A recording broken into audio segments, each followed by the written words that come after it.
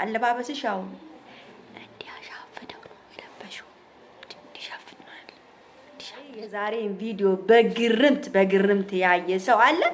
በጣም ነው የገረመኝ። ቤተሰብ እንግዲህ አይታችኋል።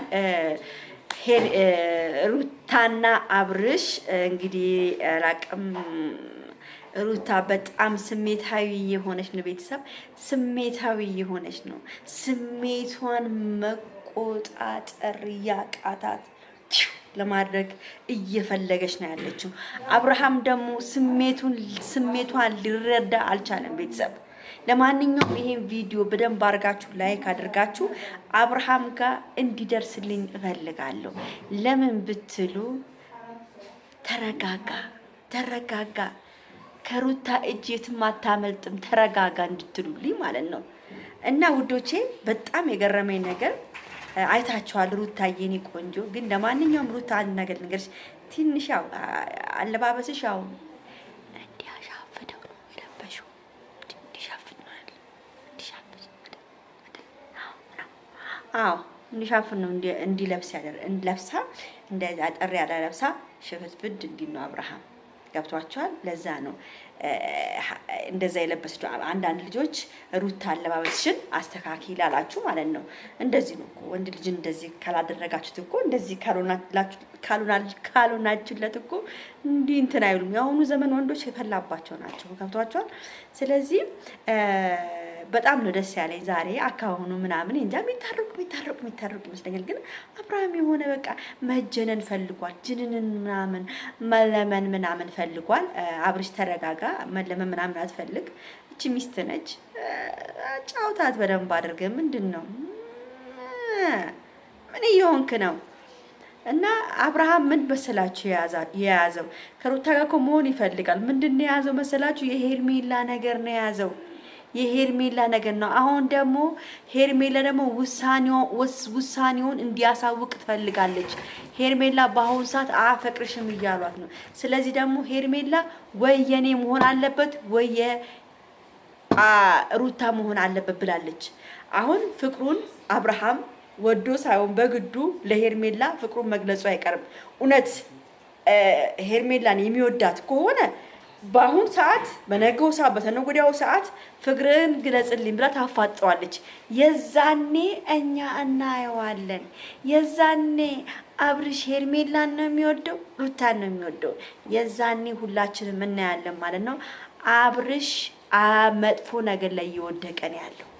አሁን የሚወርቅበት ነገር በጣም እያስደነገጠው ነው ያለው ቤተሰብ።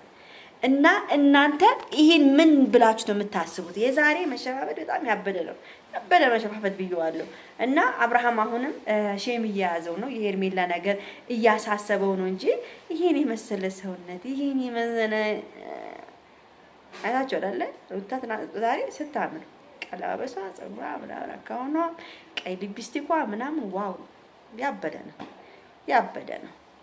አብርሽ ፈልጎ ነበር ግን ምንድነው ፈራ። አንደኛ ነገር ደግሞ ካሜራ ፊት ለፊት ነው። ከካሜራ ውጪ ወይም በካሜራ ልትይዘኝ ፈልጎ ነው ምናምን ብሎ ያስባል። እና አሁን እኔ በጣም እንትን እየሆንኩኝ ያለሁት ምን መሰላችሁ ቤተሰብ፣ ችግሩ አሁን ይኸውላችሁ ሩታ ሽፍትፍት ትልና እንደዛ ካደረገች በኋላ አብርሃም የሆነ መመለስ አካባቢ ሲፈልግ፣ እሱም የሆነ መሸፋፈድና መቁራራት ሲፈልግ ሩታ የሆነ ሴጣን አለባት የሚቀይራት የሆነ መንፈስ አለ መጥቶ የሚቀይራት። ይሄ ነገር ያናደኛል። አሁን እንደዚህ ፈልጋ አሁን እንደዚህ መሆና ምናምን በቃ አትወጣም ከክላስ ምናምን በቃ የሆነ ነገር ሆና መልሳ ደግሞ የሆነ ነገር ትፈጥራለች፣ የሆነ ችግር ትፈጥራለች። ይሄ ነው የሩታ አስጨናቂ ነገር። እና እኔ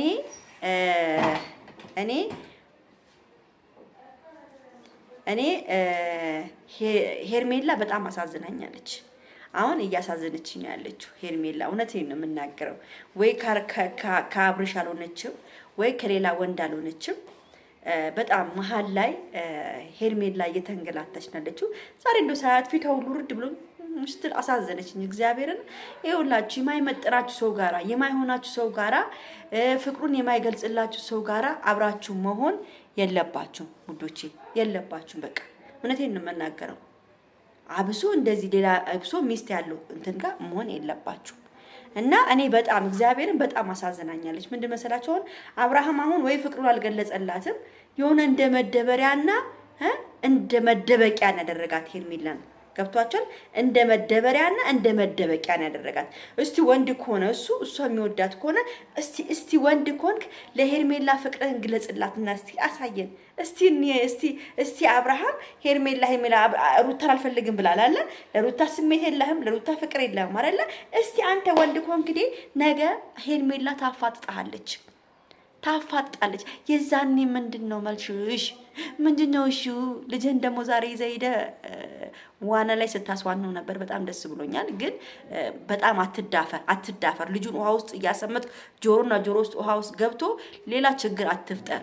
ልጁ ገና ነው 6 ወር 1 አመት ይሙላና ውሃ ውስጥ ከተዘውና አውጣው። አንተ ከፈረንጆቹ እያየ ነው። ፈረንጆቹ የራሳቸው የሆነ አቋም አላቸው፣ የራሳቸው የሆነ ያቃሉ። ስለዚህ አንተ እንደነሱ ወራለ ብለ አትሽለጥለጥ። ልጅ ነው፣ እኛ መብት ነው እንደፈለክ ማድረግ፣ ግን በኋላ ሌላ ችግር እንዳይፈጠርብህ አብርሽ። እና ወንድ ከሆንክ ሩታ ማትፈልጋ ከሆነ ለሄርሜላ ፍቅርን ግለጽላት። እስቲ ወንድ ነህ፣ እስቲ አንተ ወንድ ነህ። እስቲ ሄርሜላን አንተ የምትወዳት ከሆነ ሩታን የምትጠላ ከሆነ እስቲ እና ይካለን ደግሞ ነገ የሚፈጠረው ደግሞ ሄርሜላ ደግሞ ታፈቅረኛለህ አታፈቅረኝም ነው ነገ ቪዲዮ ይዛችሁ የምትመጡት። እንጠብቃለን ይሄን ማለት ነው። በተረፈ ቤተሰብ ወዳችኋለሁ፣ አከብራችኋለሁ። ይህን ቪዲዮ ላይክ፣ ሼር፣ ሰብስክራይብ አድርጉ። እሺ ቻው።